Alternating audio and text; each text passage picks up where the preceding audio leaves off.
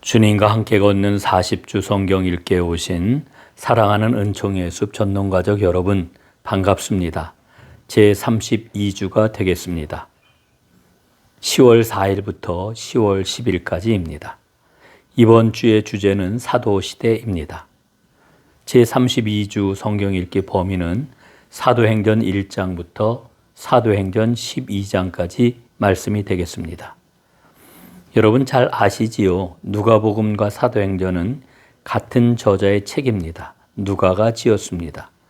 복음과 그 전파 이렇게 주제를 잡고 누가복음을 제1권 그리고 사도행전을 제2권으로 볼 수가 있겠습니다. 누가의 첫 편지인 누가복음은 데오빌로 각하라고 호칭을 합니다. 그런데 누가의 두 번째 책인 사도행전은 데오빌로요라고 이렇게 시작을 합니다. 우리는 이와 같은 호칭을 통해 가지고 누가복음에 의해서 예수를 믿게 되었구나 데오빌로가 이와 같은 사실을 유추해 볼 수가 있습니다. 그래서 친근한 언어 데오빌로요라고 하는 말로 사도행전은 시작이 되는 것입니다. 예수 그리스도의 행적과 가르침을 자세히 기록해서 보냈던 누가가 예수님이 승천하신 다음에 사도들과 초기 교회의 복음의 역사를 데오빌로에게 상세하게 적어 보낸 책이 바로 사도행전이 되겠습니다. 이 책을 쓴 누가는 의사로 알려졌지요. 또한 역사가로 알려지기도 했습니다. 그는 바울을 만나서 예수를 믿게 되었고 바울과 함께 복음 전파에 온전히 힘을 쏟았던 인물입니다.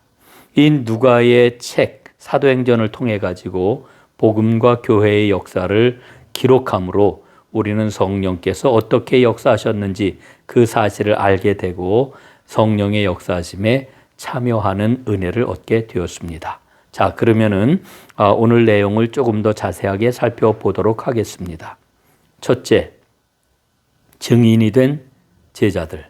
사도행전 1장입니다. 사도행전의 요절은 사도행전 1장 8절이라고 이야기할 수 있습니다. 이 말씀은 사도행전의 요절이면서 예수님의 마지막 유언입니다.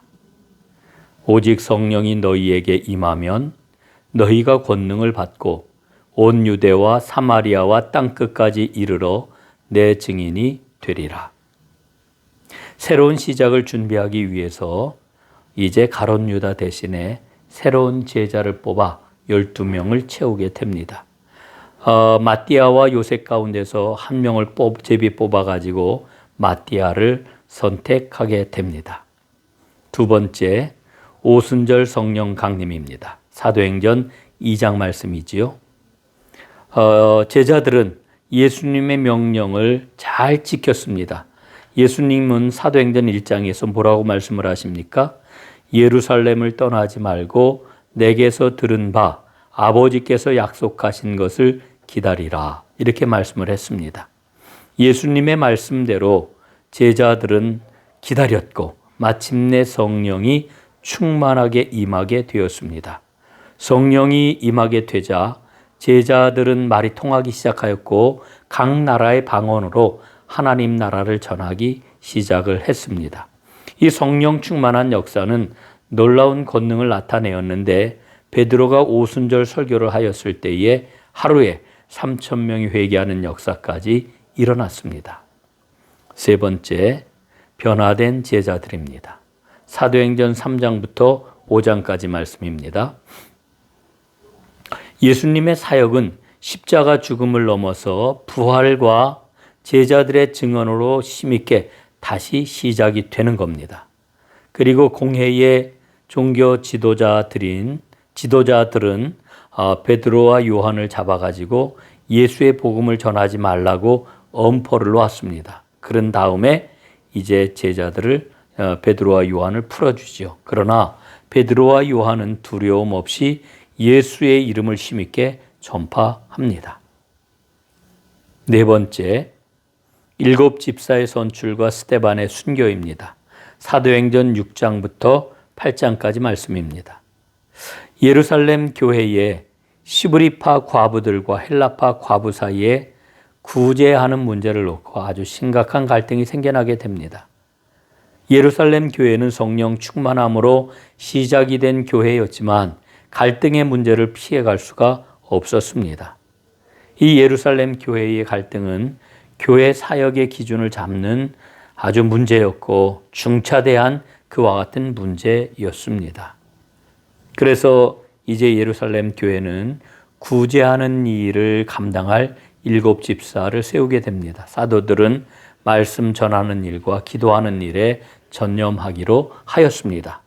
성령 충만과 지혜 충만과 칭찬받는 사람이 바로 새로 세워지는 7 집사의 기준이었던 것입니다. 세워진 7 집사 가운데 스데반은 최초의 순교자가 되었습니다. 스데반 집사의 순교로 예루살렘 교회는 아주 대대적인 핍박을 받게 되고 이 핍박이 교회의 끝인 것처럼 보였는데 오히려 이 핍박으로 말미암아 복음이 사방으로 퍼져나가게 되는 계기가 되었습니다. 5번째, 사울의 회심과 고넬료 가정의 세례입니다. 사도행전 9장부터 사도행전 12장까지의 말씀입니다. 스데반 순교 현장에 있던 사울이 다메섹으로 가던 길에서 예수님을 만나 회심하게 됩니다. 자, 고넬료의 회심은 바울이 이방인 복음 전파를 이제 하게 되는데 그 복음 전파를 위한 준비 사건이라고도 이야기할 수 있습니다. 고넬료는 로마의 백부장이었고 이방인이었습니다. 그러나 그는 하나님을 경외하는 자였지요. 베드로는 성령의 역사로 고넬료의 초청을 받았지만 이방인이라고 하는 이유 때문에 꺼림칙하게 여겼습니다. 그때 하나님께서는 베드로에게 보자기 환상을 보여주십니다. 이제 마침내 이방인도 그리스도인으로 부를 수 있는 문이 열리게 됩니다. 고넬료의 가정이 예수를 믿고 거기에서 세례를 베풀므로 마침내 이방인도 그리스도인으로 부를 수 있는 문이 열리게 된 것이지요. 자, 이 한 주간도 말씀을 읽는 가운데 승리하는 축복의 주인공들 되시기를 간절히 바라겠습니다. 축복합니다. 감사합니다.